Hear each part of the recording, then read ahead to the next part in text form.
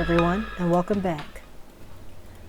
As is reported in most areas, there is a shortage of eggs. The prices didn't seem too bad. A dozen of eggs in some areas are selling for $4 to $5. Markets such as Whole Foods and Wegmans are selling some brands of eggs for $9. These are typically labeled organic free-range eggs. This is the frozen food section. These boxes contain frozen food. They are sitting in the middle of the aisle waiting to be refrigerated. I saw one guy unpacking the boxes for the whole aisle, and it seems to be a very slow process. So I would not be surprised if some of the food thawed before making it to the freezers. Within the last month, I purchased 2 pints of blackberries that were moldy the next day, a bag of apples that started to rot within a week, and 2 cucumbers that were moldy. This poor quality is not typical of this market and is likely a result of food sitting around in less than ideal conditions. Most of the fruits and vegetables we purchase from the markets are now ready to be harvested from the homestead. However, I still buy apples from the market.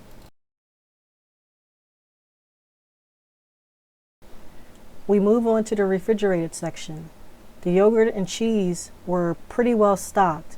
It was the best I've seen it for a while. The juice section, on the other hand, had gaps, and it's looked like this the last several months. The milk section also looks pretty good. This last section is more yogurt and butter, which is not typically stored in this area.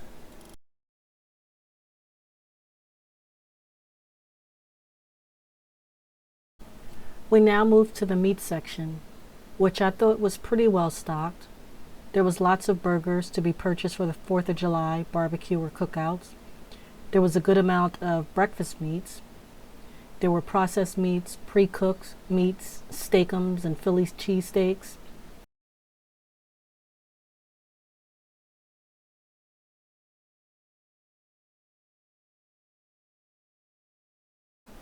There was a good amount of ground beef, and of course, there was the fake burgers like Beyond Meat. But I must say, they did a really good job of stocking up on the Bubba pre-formed hamburgers for the cookouts.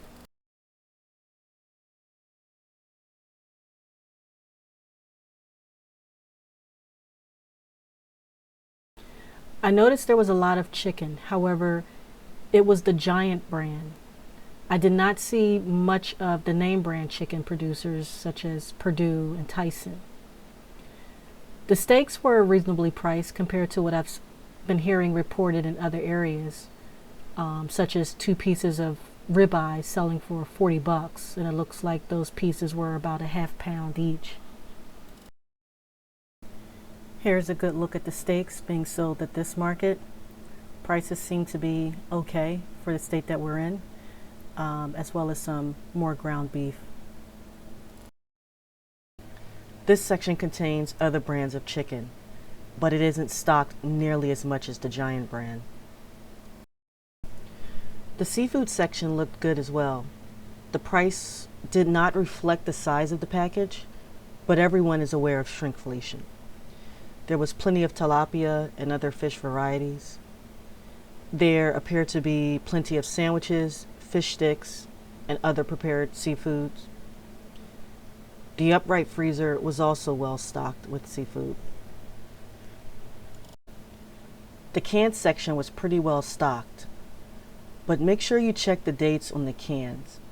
People have been reporting that some stores are mixing already expired canned goods with those marked with future expiration dates. And of course, there was no shortage on condiments, ketchup, mustard, relish, barbecue sauce, all available. Is this the calm before the storm?